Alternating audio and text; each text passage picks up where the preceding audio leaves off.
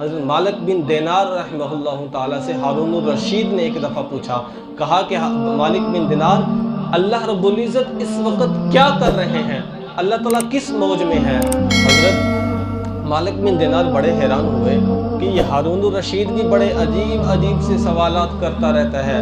کہا کہ ہارون، تو تخت پہ بیٹھ کر مجھ سے یہ سوال کر رہا ہے، میں نیچے بیٹھ کر تیری اس سوال کا جواب دے رہا ہوں، تو نیچے آ جا، مجھے اوپر بیٹھ لینے دے، پھر میں تیرے سوال کا جواب دیتا ہوں۔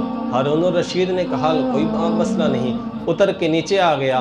مالک بن دینار تخت پر بیٹھ گئے، کہنے لگے ہارون رشید، اللہ اس وقت تجھے بتا رہا ہے کہ اس مال و متاع کے چکر میں کہیں بھول جانا، کہیں تکبر میں نہ آ جانا۔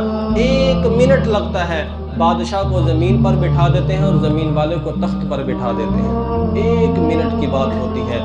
آج ہماری والدین کی نافرمانیوں کی وجہ بھی یہی ہے۔